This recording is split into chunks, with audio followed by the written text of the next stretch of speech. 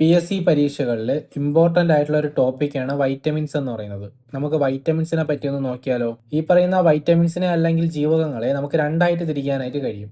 ഒന്ന് കൊഴുപ്പിൽ ലയിക്കുന്നവയും അതുപോലെ തന്നെ ജലത്തിൽ ലയിക്കുന്നവയും. കൊഴുപ്പിൽ ലയിക്കുന്നവ എയും ഡിയും ഇയും കെയുമാണ്. ജലത്തിൽ ലയിക്കുന്നതെന്ന് പറയുന്നത് ബിയും സിയും മാത്രം. ഈ പറയുന്ന ജീവകങ്ങൾ കണ്ടെത്തിയത് ആരാന്ന് ചോദിച്ചാൽ ഫെഡറിക് ഹോപ്കിൻസ് ആണ്. ഈ പറയുന്ന ജീവകങ്ങളെ കണ്ടുപിടിച്ചത് ആരെന്ന് ചോദിച്ചാൽ ഫെഡറിക് ഹോപ്കിൻസ്. ജീവകങ്ങൾക്ക് പേര് നൽകിയത് ആരെന്ന് ചോദിച്ചു കഴിഞ്ഞാൽ അത് കാസിമർ ഫങ്ക് ആണ്. കാസിമർ ഫങ്ക് ആണ് ജീവകങ്ങൾക്ക് എന്ത് നൽകിയത്? പേര് നൽകിയത്. പക്ഷേ ജീവകങ്ങളെ കണ്ടെത്തിയത് ആരാണ്? ഫെഡറിക് ഹോപ്കിൻസ് ആണ്. വൈറ്റമിൻ എനെ പറ്റി പറയുകയാണെങ്കിൽ ശാസ്ത്രീയ നാമം, വൈറ്റമിൻ എയുടെ ശാസ്ത്രീയ നാമം വന്നിട്ട് റെറ്റിനോൾ ആണ്. റെറ്റിനോൾ എന്നാണ് വൈറ്റമിൻ എയുടെ ശാസ്ത്രീയ നാമം. നമ്മുടെ ശരീരത്തിലെ കരളിനകത്ത് ശേഖരിക്കപ്പെടുന്ന വൈറ്റമിനാണ് ഏത്?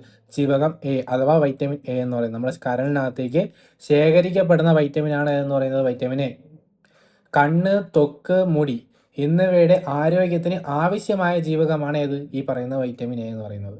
വൈറ്റമിൻ എയുടെ ആദ്യ രൂപമാണ് എന്ത്? Beta carotene. ബീറ്റാ കരോട്ടിൻ എന്ന് പറയുന്നത് വൈറ്റമിൻ എയുടെ ആദ്യ രൂപമാണ്. പ്രോ വൈറ്റമിൻ എ എന്നറിയപ്പെടുന്നത് ഏതാണ്? ഈ പറയുന്ന ബീറ്റാ കരോട്ടിൻ ആണ്. അപ്പൊ ബീറ്റാ കരോട്ടിൻ എന്ന് പറഞ്ഞാൽ എന്താണ്? വൈറ്റമിൻ എയുടെ ആദ്യ രൂപമാണ്. അതുപോലെ തന്നെ പ്രോ വൈറ്റമിൻ എ എന്നറിയപ്പെടുന്നതും ഈ പറയുന്ന ബീറ്റാ കരോട്ടിൻ ആണ്. ജീവകം എയുടെ അപര്യാപ്തത രോഗങ്ങൾ ഏതൊക്കെയാണെന്ന് ചോദിച്ചാൽ ഒന്ന് നിശാന്തത, ഒന്ന് സിറോഫ്താൽമിയ, ഒന്ന് കെരാറ്റോ മലേഷ്യ. ഇതിൽ നിശാന്തത എന്താണെന്ന് ചോദിച്ചു കഴിഞ്ഞാൽ രാത്രി കാലങ്ങളിൽ കാഴ്ച സാധ്യമാകാത്ത അവസ്ഥയാണ് എന്തെന്ന് പറയുന്നത്? നിശാന്തത എന്ന് പറയുന്നത്. അതുപോലെ തന്നെ സിറോഫ്താൽമിയ എന്ന് പറയുന്നത് എന്താണ്? കണ്ണിന്റെ കോർണിയ വരണ്ടു പോകുന്ന ഒരു അവസ്ഥയുണ്ട്. അതിനെയാണ് എന്തെന്ന് പറയുന്നത്? സിറോഫ്താൽമിയ എന്ന് പറയുന്നത്. അതുപോലെ തന്നെ കെരാറ്റോ മലേഷ്യ എന്ന് പറയുന്നത് എന്താണ്? കണ്ണിനെ ബാധിക്കുന്ന ഒരുതരം രോഗമാണ് എന്തെന്ന് പറയുന്നത്? ഈ പറയുന്ന കെരാറ്റോ മലേഷ്യ എന്ന് പറയുന്നത്. വൈറ്റമിൻ എയുടെ പ്രധാന സ്രോതസ്സുകൾ ഏതൊക്കെയാണ്? ഇലക്കറികൾ, ക്യാരറ്റ്, പാൽ ഉൽപ്പന്നങ്ങൾ, കരള് എന്നിവയൊക്കെ പ്രധാന സ്രോതസ്സുകളാണ് എന്തിന്റെ? വൈറ്റമിൻ എയുടെ. വൈറ്റമിൻ എ അടങ്ങിയ നെല്ലിനമാണ് എന്തെന്നറിയപ്പെടുന്നത്? സുവർണ നെല്ല് അഥവാ ഗോൾഡൻ റൈസ് എന്നറിയപ്പെടുന്നത്. അടുത്ത നോക്കേണ്ട ജീവകം എന്ന് പറയുന്നത് വൈറ്റമിൻ ഡി ആണ്. വൈറ്റമിൻ ഡിയുടെ ശാസ്ത്രീയ നാമം എന്ന് പറയുന്നത് കാൽസിഫെറോൾ ആണ്. സൂര്യപ്രകാശത്തിലെ അൾട്രാ വയലറ്റ് രശ്മികളുടെ സഹായത്താൽ ത്വക്കിൽ നിർമ്മിക്കപ്പെടുന്ന ജീവകമാണ് വൈറ്റമിൻ ഡി. നമ്മുടെ ശരീരത്തിലെ ത്വക്കിൽ നിർമ്മിക്കപ്പെടുന്ന വൈറ്റമിനാണ് എന്ന് പറയുന്നത് വൈറ്റമിൻ ഡി. എന്തിന്റെ സഹായത്താൽ?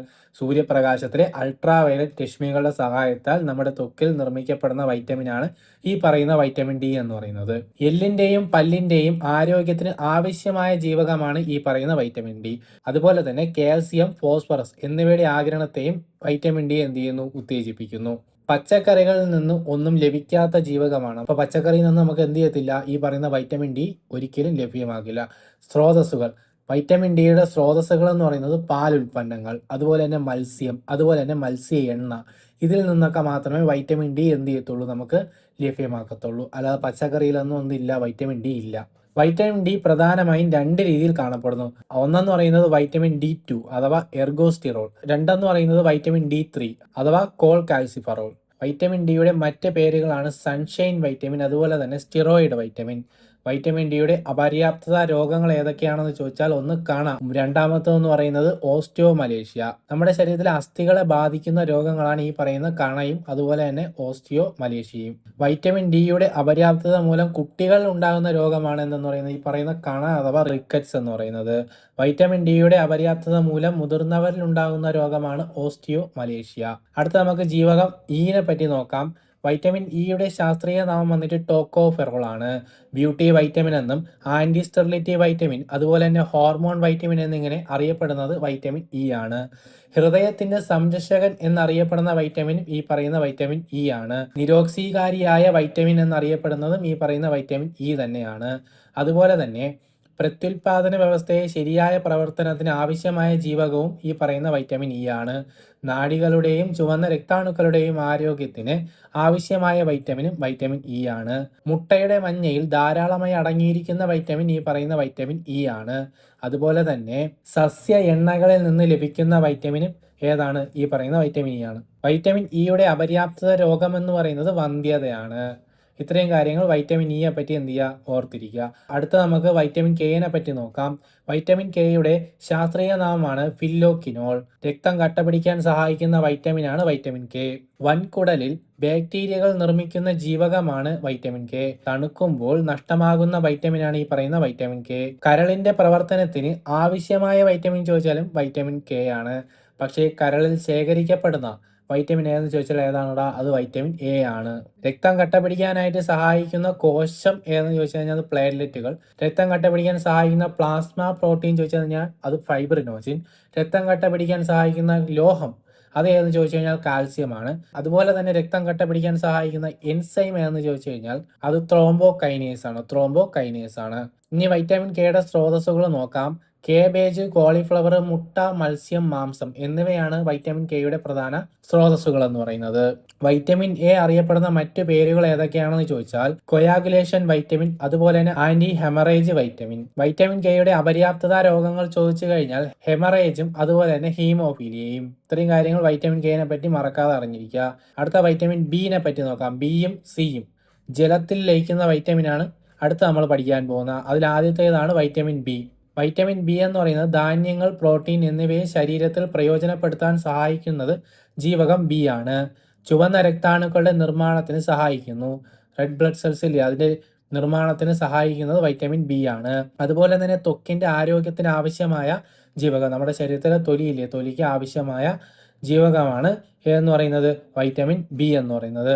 വൈറ്റമിൻ ബിയുടെ സ്രോതസ്സുകൾ നോക്കുകയാണെങ്കിൽ ധാന്യങ്ങളുടെ തവിട്, അതുപോലെ തന്നെ മുട്ട, അതുപോലെ തന്നെ പാല്, അതുപോലെ തന്നെ ചേമ്പില എന്നിവയാണ് എന്താണ് വൈറ്റമിൻ ബി അടങ്ങിയിരിക്കുന്നത്. ഇനി വൈറ്റമിൻ ബി തന്നെ B1, B2, B3, B5, B7, B9, അതുപോലെ തന്നെ B12 എന്നിങ്ങനെ തിരിച്ചിട്ടുണ്ട്. നമുക്ക് ആദ്യം B1 നോക്കാം. B1 എന്ന് പറയുന്നത് എന്താണ്, അരിയുടെ തവിടിൽ കാണപ്പെടുന്നു. അതുപോലെ തന്നെ കാർബോഹൈഡ്രേറ്റുകളെ ഊർജമാക്കി മാറ്റാൻ സഹായിക്കുന്നതും ഈ പറയുന്ന വൈറ്റമിൻ B1 ആണ്. അമിത മദ്യപാനികളുടെ മദ്യ ആസക്തി കുറയ്ക്കുന്നതിന് വേണ്ടി ഉപയോഗിക്കുന്നത് വൈറ്റമിൻ B1 ആണ്. ഓർമ്മശക്തി, ബുദ്ധി വളർച്ച എന്നിവയ്ക്ക് സഹായിക്കുന്ന വൈറ്റമിൻ ഏതാണ്, B1 ആണ്. ഇനി അടുത്ത ജീവകം B2 നോക്കാം. പാൽ കറന്നാൽ ഉടൻ കാണപ്പെടുന്ന നേരിയ മഞ്ഞ നിറമില്ലേ, അതിന് കാരണമെന്ന് പറഞ്ഞാൽ ഈ പറയുന്ന B2 ആണ്. സൂര്യപ്രകാശത്തിന്റെ സാന്നിധ്യത്തിൽ നശിക്കുന്ന ജീവകവും ഈ പറയുന്ന B2 തന്നെയാണ്. അതാണ് പാല് കറന്ന ഉടനെ നമുക്ക് മഞ്ഞ കളർ കാണാൻ പറ്റും. അതിന് കാരണം വൈറ്റമിൻ B2 ആണ്. കുറച്ചു നേരം കഴിയുമ്പോൾ പാൽ എന്ത് ചെയ്യും, വെള്ള കളറാവും അല്ലെ, തനി വെള്ള കളറാവും. അതിന് കാരണം എന്താണ്, സൂര്യപ്രകാശത്തിന്റെ സാന്നിധ്യത്തിൽ ഈ വൈറ്റമിൻ B2 നശിക്കുന്നത് കാരണം മഞ്ഞ കളർ മാറി വെള്ള കളറാവുന്നതാണ്. ഇനി അടുത്ത വൈറ്റമിൻ B3 നോക്കിയാൽ ആന്റി പെല്ലഗ്ര വൈറ്റമിൻ എന്നറിയപ്പെടുന്നത് വൈറ്റമിൻ B3 ആണ്. അതുപോലെ തന്നെ ഉപാപചയ പ്രവർത്തനങ്ങൾക്ക് ആവശ്യമായ വൈറ്റമിൻ ഏതെന്ന് ചോദിച്ചാലും അത് വൈറ്റമിൻ B3 ആണ്. അടുത്ത വൈറ്റമിൻ B5 പറ്റി നോക്കുകയാണെങ്കിൽ ആന്റി സ്റ്റെറിലിറ്റി വൈറ്റമിൻ എന്നറിയപ്പെടുന്നത് ഈ പറയുന്ന B5 ആണ്. അതുപോലെ വൈറ്റമിൻ B7 ആണെങ്കിൽ എലിസ ടെസ്റ്റിൽ ഉപയോഗിക്കുന്ന ജീവകം അഥവാ വൈറ്റമിൻ ഏതെന്ന് ചോദിച്ചാൽ അത് B7 ആണ്.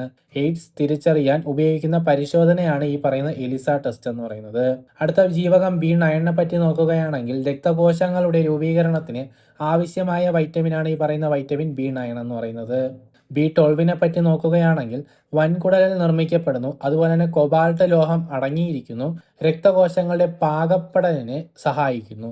എനർജി വൈറ്റമിൻ എന്നറിയപ്പെടുന്നു. സൈനൈഡ് വിഷബാധയ്ക്ക് ഔഷധമായി ഉപയോഗിക്കുന്നത് വൈറ്റമിൻ B12 ആണ്.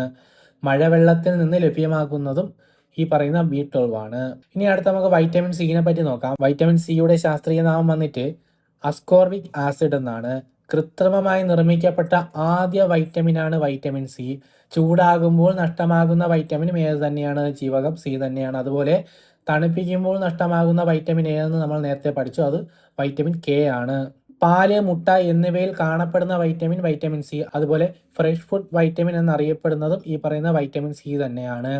രോഗപ്രതിരോധ ശേഷി വർദ്ധിപ്പിക്കാൻ ഈ വൈറ്റമിൻ സഹായിക്കുന്നു. അതുപോലെ തന്നെ മുറിവുകൾ വേഗത്തിൽ ഉണങ്ങാൻ ഇത് സഹായിക്കുന്നു. ജലദോഷത്തിന് ഔഷധമായി ഉപയോഗിക്കുന്ന വൈറ്റമിൻ ഏതെന്ന് ചോദിച്ചാൽ അത് വൈറ്റമിൻ സി തന്നെയാണ്. മൂത്രത്തിലൂടെ വിസർജിക്കപ്പെടുന്ന വൈറ്റമിൻ ഏതെന്ന് ചോദിച്ചാൽ അത് വൈറ്റമിൻ സി ആണ്. ഇരുമ്പിന്റെ ആഗിരണത്തെ ഉത്തേജിപ്പിക്കുന്ന വൈറ്റമിനും ഏതാണ്, ഈ പറയുന്ന വൈറ്റമിൻ സി ആണ്. ത്വക്ക്, പല്ല്, മോണ എന്നിവയുടെ ആരോഗ്യത്തിന് ആവശ്യമായ വൈറ്റമിനും വൈറ്റമിൻ സി ആണ്.